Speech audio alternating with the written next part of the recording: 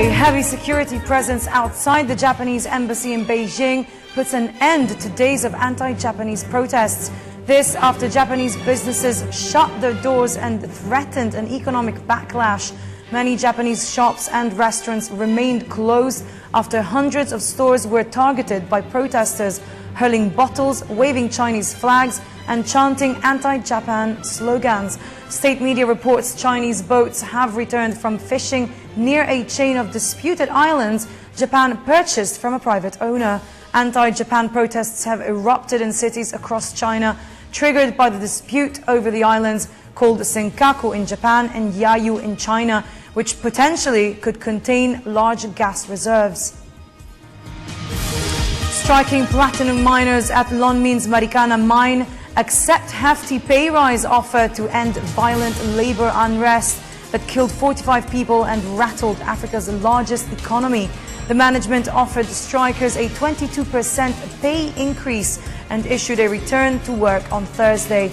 The world's biggest platinum producer, Anglo-American Platinum, said it had resumed operations in the strike-hit Rustenburg area.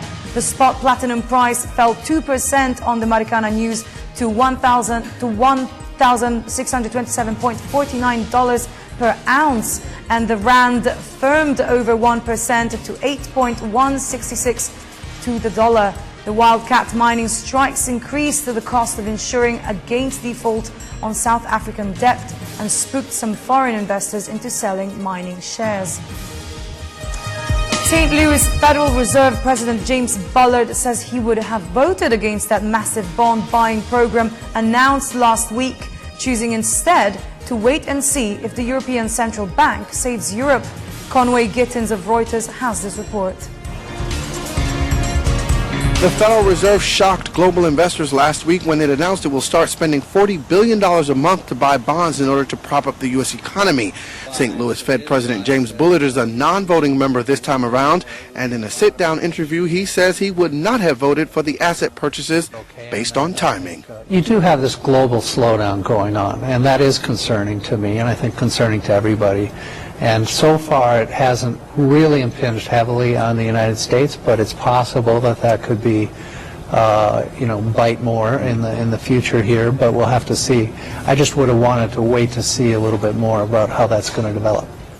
Specifically, Bullard thinks the Fed should have waited to see what Europe does this fall to stop the three-year-old debt crisis and the negative impact on the global economy. Europe, I've said before, in my view, doesn't seem to have the kinds of institutions, the pan-European institutions that are needed to resolve this crisis effectively. So a lot is being put on the ECB, but there's limits, I think, to what the ECB can do. I think this sort of conditionality in exchange for bond purchases is a dangerous precedent for central banks around the world. I would definitely not want to see the U.S. go in that direction.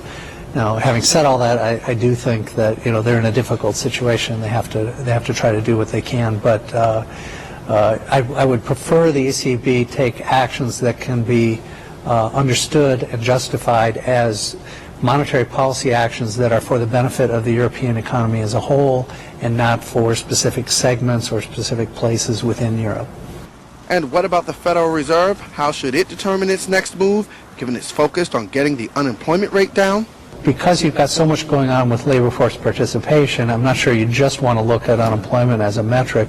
You want to look at the entire labor market picture and really more broadly the entire macroeconomic picture. You'd like to look at growth, consumption, because probably labor markets will lag behind a strengthening economy.